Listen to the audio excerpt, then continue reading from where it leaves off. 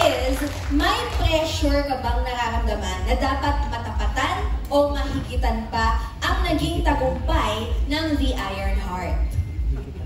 There's always pressure. And if you want to succeed in this industry, you have to shine with that pressure. Diba? Pressure is always part of it. But there's a saying that you're only as good as your last project.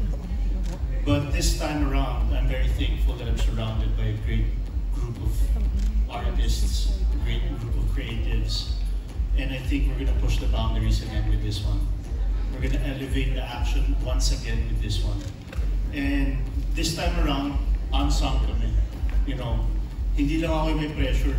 Medyo napapasa ako sa kanila yung pressure. Diba? So, nadi-dissipate yung pressure, which is actually a better feeling. We're working as a team, and you know, the pressure is as a team. But we enjoy that pressure, and you know, we have no choice but to shine with that pressure. Speaking of pressure, Richard, this one goes out to Daniel. Daniel Padilla.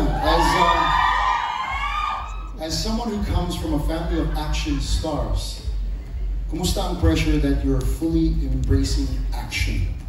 And that is from Natalie Tumao, from Philippine Star.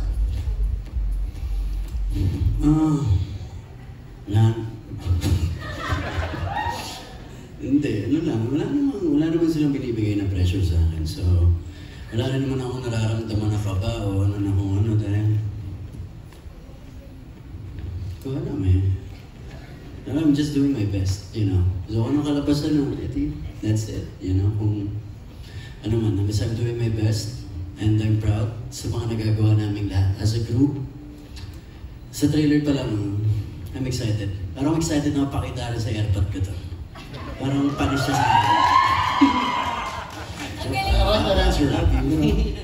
It's a good answer because, like, you know what, in something like this, you gotta focus on yourself. You don't worry about anyone else.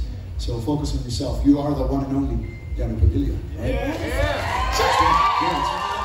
Iba-iba naman ang timpla namin, ano. I mean, magaling si Tito Robby, mahusay, syempre, di ba? Ang tatay ko nandun din, ang mga tito ko, pero iba-iba rin kami ng timpla. Tingnan natin kung ano naman ang may offer ko. So, yun lang. Awesome. Diba? Such a humble answer, di ba? Tsaka ang nakuha ko dun sa sagot niya, imbes na pressure, may pride. Yung proud siyang, excited siyang ipakita na sa tatay niya, pero imbes na napapressure siya, parang excited siya na ipakita. So that's always good news, at excited na rin tayong lahat mapanood at sumisigaw sila, "We love you, DJ." Yes, thank you very much sa lahat ng mga fans na nandito ngayon. At ngayon naman, pumunta naman tayo sa isang nabuong love team. Yes, Wala love sa team. isang Netflix na, napanood natin sa Netflix na series, ang Can't Buy Me Love. Yes! Kai, congrats din sa success as Bettina. But of course, ang love team na I'm referring to ay ang Snowreen. Yes, Anthony Jennings and Marisa Cal, you are now together again sa isang project. So, can you tell us about your feelings nung natanggap niyo yung news na magiging part kayo together ulit sa isang project, you know, coming from the success of Can't Buy Me Love?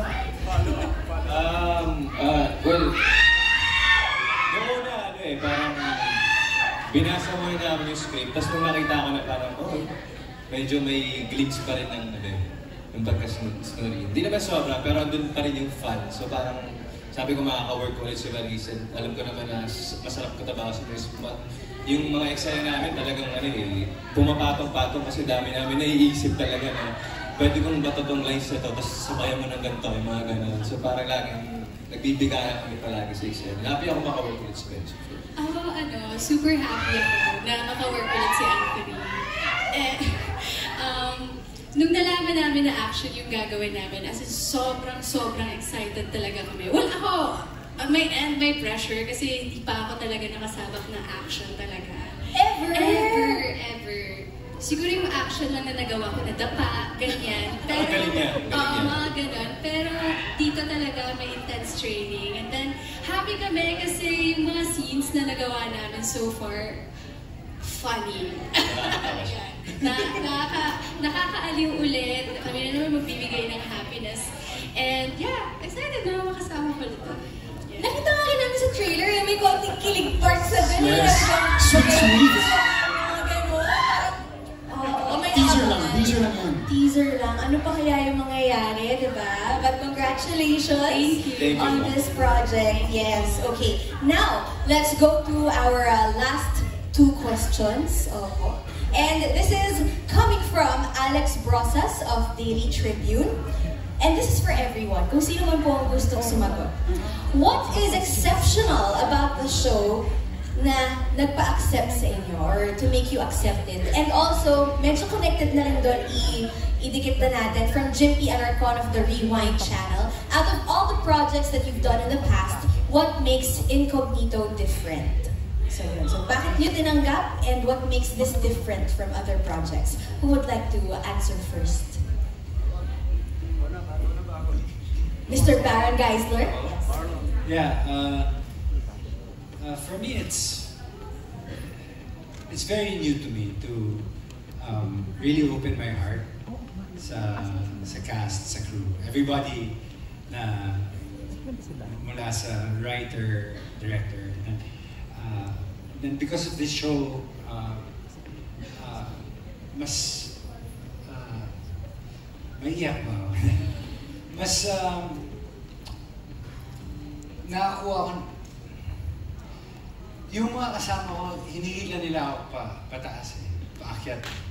And they're really, like kay Direct Lester, the entire team no, ng Star Creatives, nung miniting nila over this show, they said, Baron, you know, we just want to help you straighten out your life, and we're here to support you.